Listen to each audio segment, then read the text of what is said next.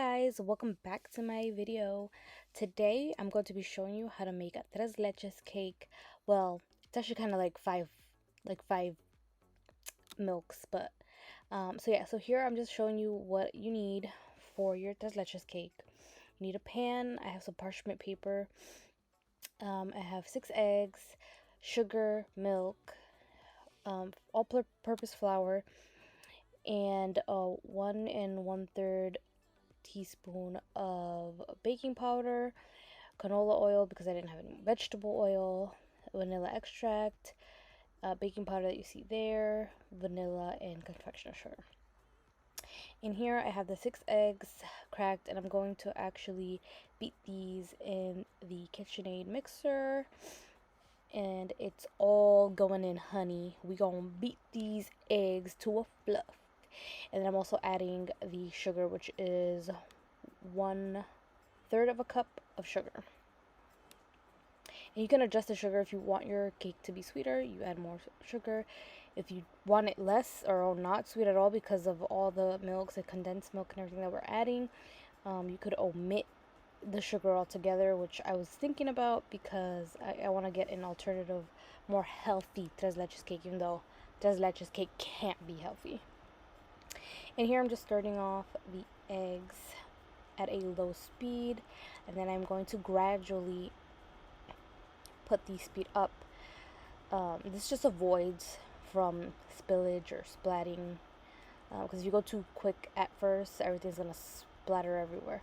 So just start off slow and then work your way up to a faster pace.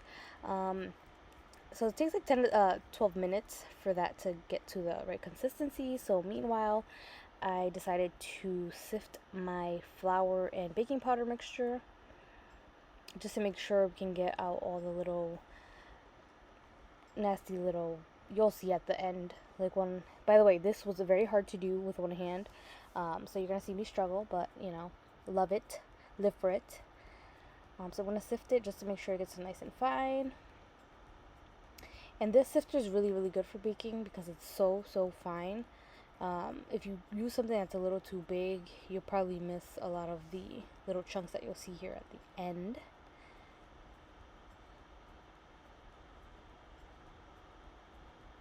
And if you see it there, those little things, and I actually thought it was just a little clumped up, but then when I touched it, it was like rock hard. Could have been from the baking powder, but yeah, so I just threw that out because we're not gonna put that in there. It's literally rock solid hard. Couldn't dissolve it or crush it. So yeah, so now we have our flour ready. You can even sift it a second time before you add it. But here I'm gonna show you how the consistency of the eggs are looking. And I'm gonna show you what you don't want and what you do want. So you want the consistency to be, I don't know the technical term of it, but in Spanish it'll be like a punto de letra. So that means like if you were to make like a shape or a letter, like it won't sink, so you can still see it even after you do. But you see how it's sinking there? Like you can see it, but then it starts sinking in. That means it's not ready. So you want to keep beating it a little bit longer, and I think I do like maybe a minute, if at that, more at high speed, and then it was perfect. So we'll just speed through that once we get that back in, and it's gonna be at a high speed again.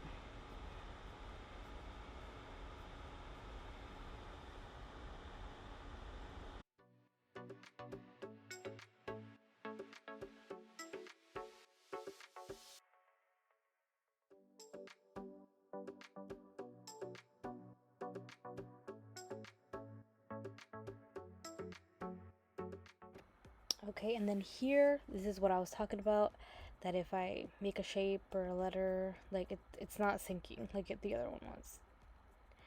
So this is how you want it. You do a little shape, it's still there, Maybe it's not the best demonstration, but you get what I mean.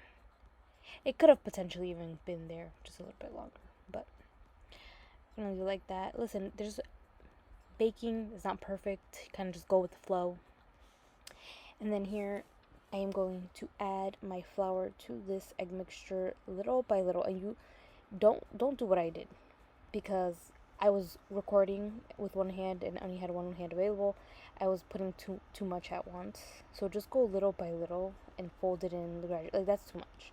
So just try to do like maybe half of that, and then gradually fold that in, because what happens is the eggs deflate if you add too much flour at once, because it's so dense. So just little by little. It takes time. This is probably like the longest part of, or the hardest part, I guess you could say. And by the time I got to the end, because right now you'll see that when I added the other, I was going to add only a little bit more, but then my hand accidentally just put too much in there. And then it actually ended up deflating a lot. The egg mixture just kind of came down a lot. So just don't learn from my mistakes. Don't do what I did. So just little by little and be patient. Like I said, you could even sift it in, so that way you can give it like a light little dusting, and then fold, and then a light little dusting, fold, and then just keep going like that until you get a nice batter. And I kind of let you see what what I had at the end, which is kind of funny, but I made it work, and it still tastes good, so that's all that matters.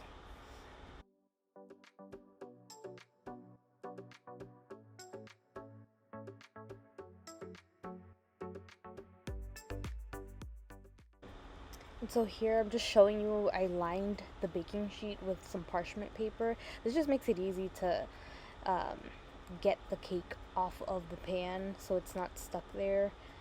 And you can't really tell there, but because it deflated so much, the cake actually ended up being very, very thin, which it literally has never happened to me, but because I was recording it with one hand and had the other hand, that's why.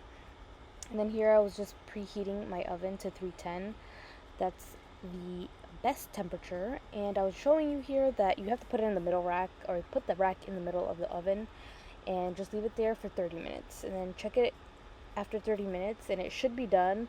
Mine was thin, so it was done after 30 minutes, but I would just check it at 30. If it needs a little bit more time, then just, put it in for a little bit longer.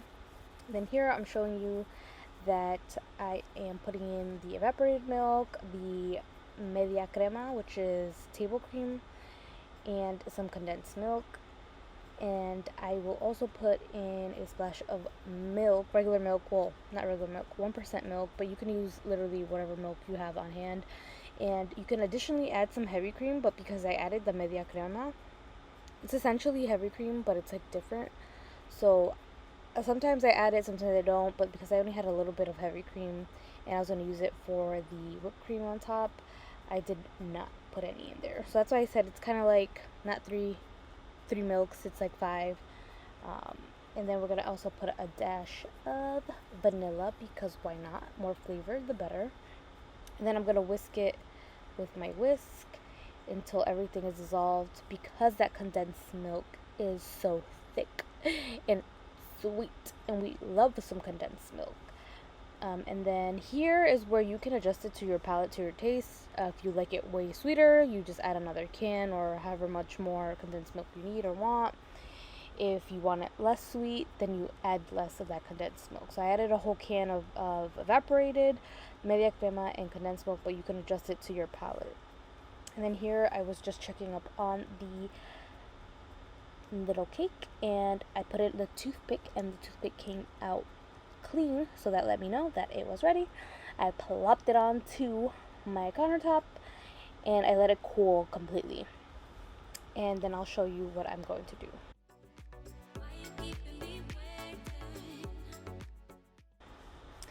And here, just grab a fork, grab anything that's, pokeable. But just be careful, not something like a knife or anything that'll poke through the pan, because then you're gonna have a disaster. So I'm just gonna poke holes into all of this cake, and then you can kind of see me poking at how like thin it is, because it's just popping out. But yeah, I'm gonna poke, and I will speed through that so you can see me pour the milk mixture after.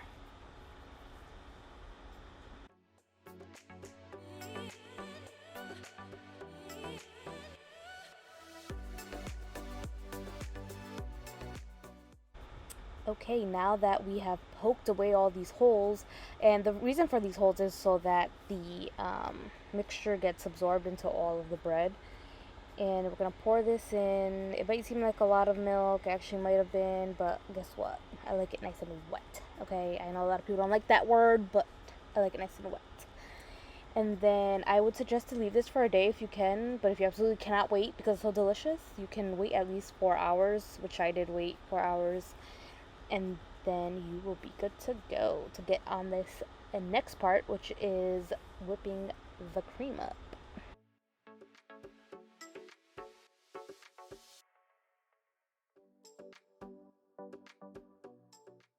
And now on to the best part, which is the topping, which is my favorite part.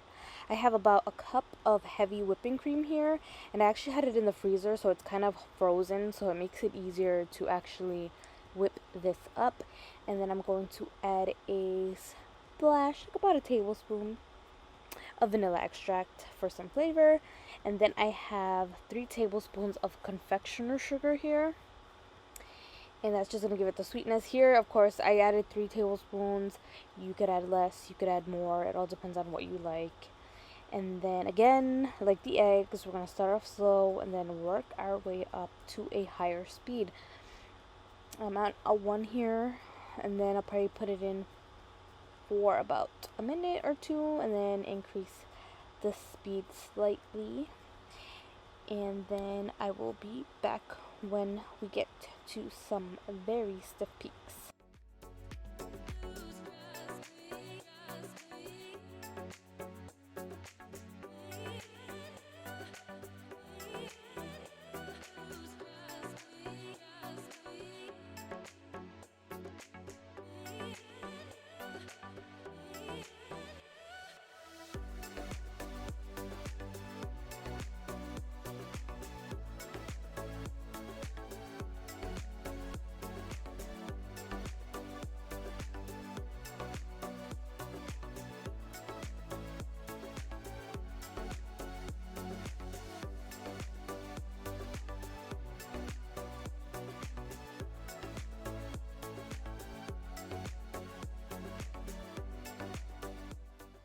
And I know I said I would show you how it looks like with stiff peaks, but I actually wasn't able to record this part, or I think I deleted it by accident, but I didn't have footage of me actually spreading the whipped cream that I now beated there. And I also had only like peaches, sliced peaches in a can on hand, so that's what I added to decorate on top. But you could definitely use fresh fruit if you prefer. It is a lot better that way. And then at the end here, I will show you a picture of how it ended up looking, and it tasted amazing. But please let me know if you want to see more videos of me making something, cooking food, desserts, whatever you want your heart desires. Let me know, and I'll see you on the next video. Bye.